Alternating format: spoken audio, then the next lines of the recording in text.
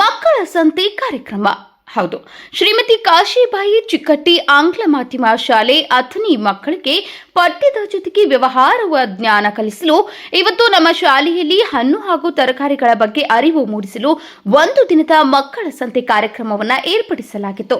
ಇದರಲ್ಲಿ ಮಕ್ಕಳು ಮನೆಯಲ್ಲಿ ಬೆಳೆದ ತರಕಾರಿ ಮತ್ತು ಹಣ್ಣುಗಳನ್ನು ತಂದು ಮಾರಾಟ ಮಾಡ್ತಿದ್ರು. ಕೆಲವು ಮಕ್ಕಳು ವಿವಿಧ ಹಣ್ಣುಗಳಿಂದ ತಂಪು ಪಾನೀಯ ತಯಾರಿಸಿ ಮಾರಾಟ ಮಾಡ್ತಿದ್ರು. ಪಾಲಕರು ಹಾಗೂ ಸಾರ್ವಜನಿಕರು ಉತ್ಸಾಹಕತೆಯಿಂದ ಕಾರ್ಯಕ್ರಮದಲ್ಲಿ ಪಾಲ್ಗೊಂಡಿದ್ರು.